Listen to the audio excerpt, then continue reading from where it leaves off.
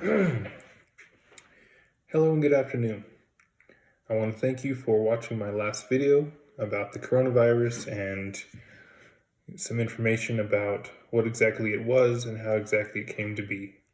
Now, I'm sure you've noticed this is a new channel.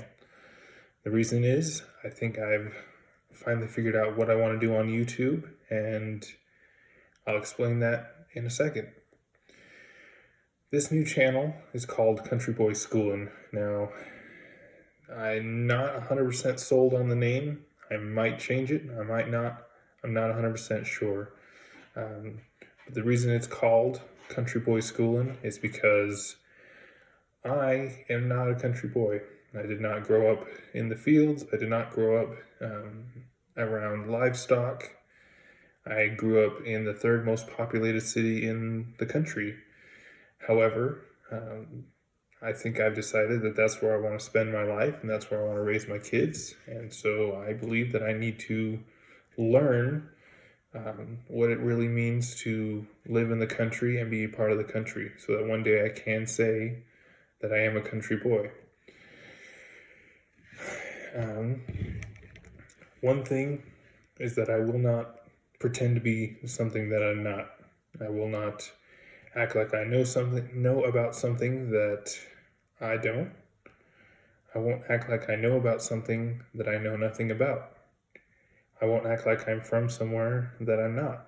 If you'll notice, behind me is the Texas flag. I'm not from there. I don't currently live there. I am from Arizona, and that's not where I wish I was born. I wish I was born in Texas, but that's where I'm planning to move as soon as possible. And that's the truth. I'm currently in Arizona for my current job, but I don't plan on staying here. And that's pretty much what I want to do with this channel. I want to do a little bit of education as far as certain events that have happened in history that you may have not heard about or maybe have heard different things about. I want to actually give you the facts and not give you a biased viewpoint and alter history. History cannot be altered. But I also want to bring you guys on my journey into learning how to live in the country and how to take care of animals and do all of those things that I want to learn. So today I am trying not to make a super long video, but I thought this might be a fun little lesson that you may not have heard of.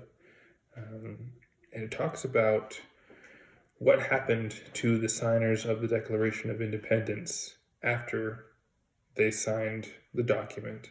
You know, when they signed it, they were committing act of treason against Great Britain, and a lot of them paid dearly for that. And I think during this crazy time of, being stuck at home, this might be some heartwarming motivation. So let's get into it. I promise I don't want to make this video super long. Now, I found this originally from a man by the name of Paul Harvey. He used to be a radio personality. He died a couple years ago. And I've found what he's stated, a few different versions all across the internet, and I can't quite find the original author. If you guys know the original author, please feel free to comment below. But I want to read to you what he said, because I don't think I could say it any other way, and then I'll kind of give my thought on it, and that'll be it for today. And this is directly from him.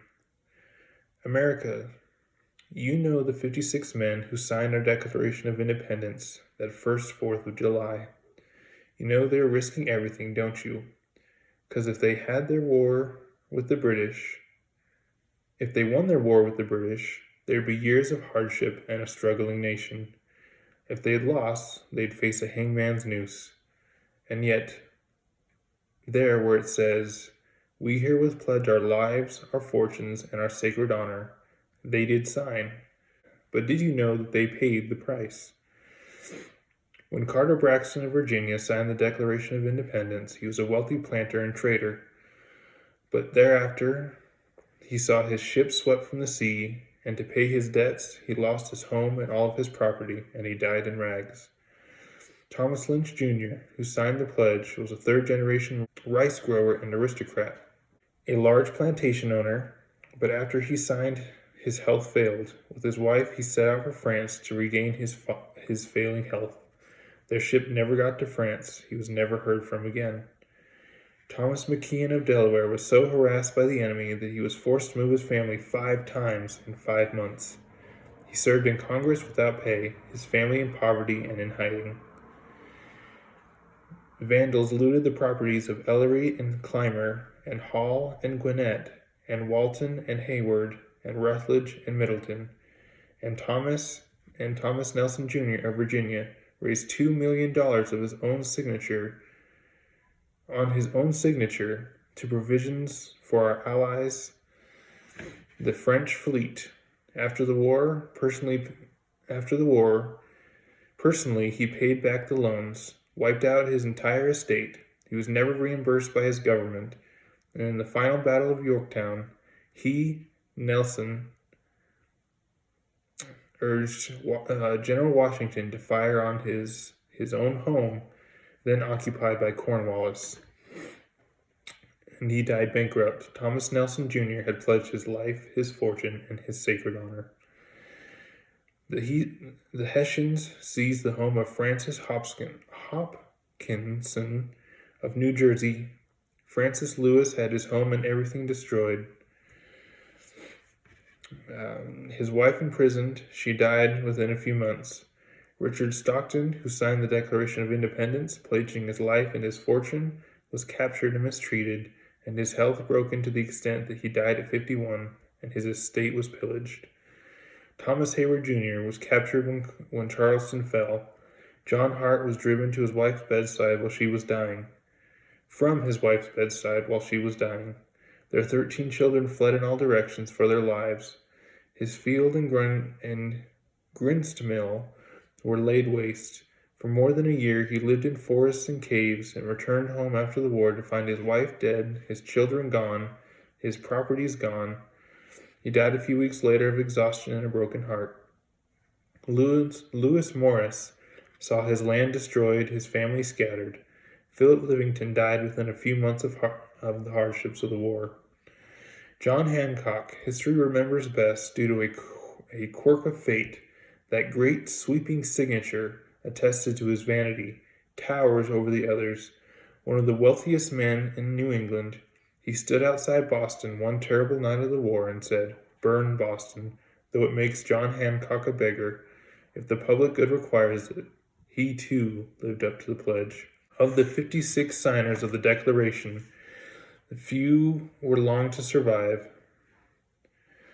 5 were captured by the British and tortured before they died. 12 had their homes from Rhode Island to Charleston sacked and looted, occupied by the enemy or burned. 2 of them lost their sons in the army. 1 had 2 sons captured. 9 of the 56 died in the war from its hardships or from its more merciful bullets. I don't know what impression you've had of these men who met that summer in Philadelphia, but I think it's important, this July 4th, that we remember this about them. They were not poor men. They were not wild-eyed pirates. They were men of means. They were rich men, most of them, who enjoyed much ease and luxury in personal living. Not hungry men, prosperous men, wealthy landowners, substantially secure in their prosperity. But they consider liberty, this is as much as I shall say of it, that they have learned that liberty is so much more important than security, that they pledge their lives, their fortunes, and their sacred honor. And then they fulfilled their pledge, they paid the price, and freedom was born.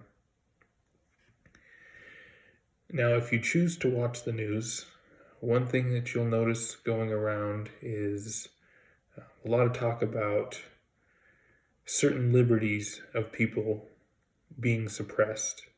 There are people who are going to jail for trying to open their business. There are people going to jail for trying to go to church. And regardless on what side of the aisle you sit on, and you may not sit on any aisle at all, there's no justification to say that those things are correct and that those things are okay.